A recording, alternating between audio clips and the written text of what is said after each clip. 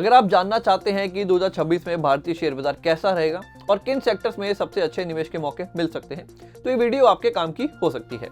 Kotak securities की latest market outlook 2026 report बताती है कि आने वाले 2 साल भारतीय निवेशकों के लिए बड़े अवसर लेकर आ सकते हैं। कॉर्पोरेट अर्निंग्स में स्टेबिलिटी, फाइनेंशियल ईयर 2026-27 में मजबूत ग्रोथ का अनुमान और स्थिर मैक्रो इकोनॉमिक्स माहौल, इन तीनों से बाजार को मजबूत सपोर्ट मिलने वाला है।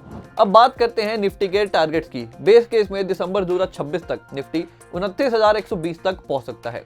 बुल केस में ये 32,000 तक जा सकता है, यानी आज की वैल्यू से लगभग तेज रैली की उम्मीद। वहीं बियर केस में निफ्टी 26,208 तक फिसल सकता है, लेकिन रिपोर्ट का संकेत साफ है, डाउनसाइड रिस्क काफी कम हो चुके हैं और बाजार का सेटअप बेहतर होता दिख रहा है।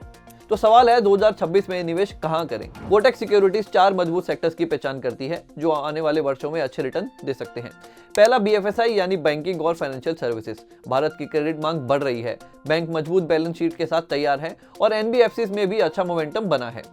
दूसरा टेक्नोलॉजी सेक्टर। 2025 में आईटी ने कमजोरी दिखाई थी, लेकिन 2026 में एआई, क्लाउड और डिजिटल ट्रांसफॉर्मेशन बजट की वापसी से ये सेक्टर नए सिरे से चमक सकता है।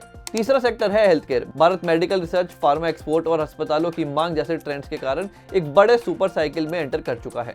चौथा है हॉस्पिटैलिटी सेक्टर। ट्रैवल और टूरिज्म की रिकवरी, बढ़ता घरेलू ट्रैवल और बड़े इवेंट्स, ये सेक्टर 2026 में बड़ा आउट परफॉर्मर बन सकता है। अब एक नजर 2025 पर भी डाल लेते हैं। इस साल ऑटो, बैंक और मेटल्स ने शानदार रिटर्न दिए, जबकि आईटी, एफएमसीजी और रियल एस्टेट पिछड़ गए। विदेशी निवेशक यानी एफपीआईज ने भारी बिकवाली की, लेकिन घरेलू निवेशकों यानी डीआई ने बाजार को स्थिर रखा। दिलचस्प बात यह है कि सितंबर 2026 की 17% गिरावट के बाद निफ्टी ने अच्छी वापसी की और नया ऑल टाइम हाई बनाया।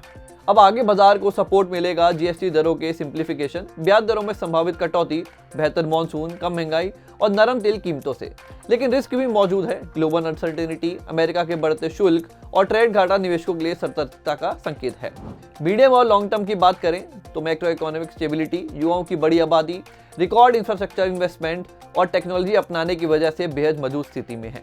कोटक का कहना है कि भारतीय बाजार पर अब उनका रुख पहले से ज्यादा पॉजिटिव है, क्योंकि वैल्यूएशन रिस्क काफी हद तक खत्म हो चुके हैं। तो 2026 के लिए निवेशकों के लिए मैसेज साफ है, मजबूत सेक्टर पर फोकस, ग्रोथ की दिशा पर ध्यान।